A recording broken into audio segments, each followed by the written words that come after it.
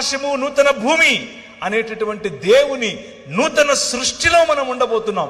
ఇది మన ముందు నడిచిన వారు, మనకు వాక్యోపదేశం చేసిన వారు నేర్పినటువంటి సత్యం. మనం చచ్చిపోయి ఎక్కడికో వెళ్ళేది కాదు మన ప్రయాణం తోటలో మొదలైంది. ఆయన ఇచ్చినటువంటి వాగ్దానంతో కూడిన ఆశీర్వాదంతో మొదలైంది.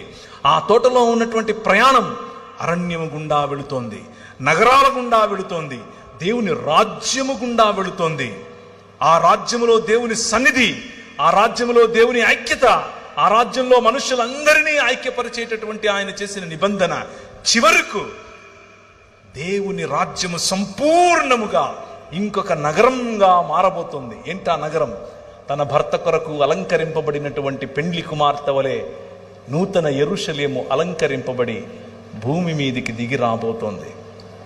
ఆ నగరంలో మనం నివాసం చేయబోతున్నాం. ఆ నగరంలో దేవుడు మనతో కాపురం ఉండబోతున్నాడు. ఆయన సన్నిధిలో, ఆయన ముఖ కాంతిలో మనం ఉండబోతున్నాం. భూమి ఆకాశములు ఐక్యపరచబడి నూతనాకాశము నూతన భూమి అనేటటువంటి దేవుని నూతన సృష్టిలో మనం ఉండబోతున్నాం.